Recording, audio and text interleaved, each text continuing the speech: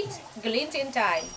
Hi there, my name is Frank Derfler, and I'm both a writer and a reader. I'd like to do a video book review for you, the book entitled Rough Country, and the author is the ever-reliable John Sandford. This is a whodunit, a mystery, the kind of thing that Sandford does well. This particular one, Sandford writes about Virgil Flowers. This is the character that's one of the characters that Sandford goes to when he's not using Lucas Davenport.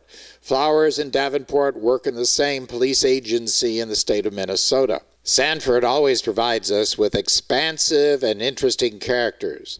His characters, in this case Virgil Flowers, are capable. They're excellent. They're really good folks, but they're not superheroes, and that's one thing that I really like about them.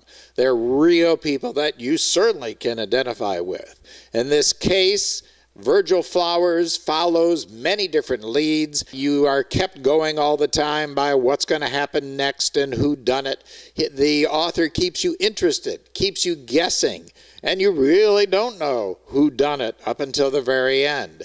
The story has a string of murders, and it's complicated by sex. This sex includes a resort in Minnesota that caters to lesbians. And so Virgil Flowers, who is about as heterosexual as you can get, is thrown into this lesbian milieu where he's got to try and figure out who has killed who and why. So this is a whodunit.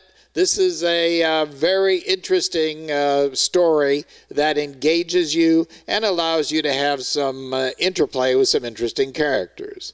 You can identify with Virgil Flowers, and you can identify with a few of the other folks in the story.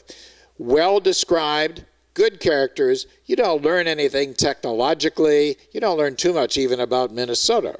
But it's an entertaining story. Probably not one that you would want to give to anyone under the age of 18 or 21 or so. There's no explicit sex, but there's a whole lot of implicit stuff going on. So an interesting story.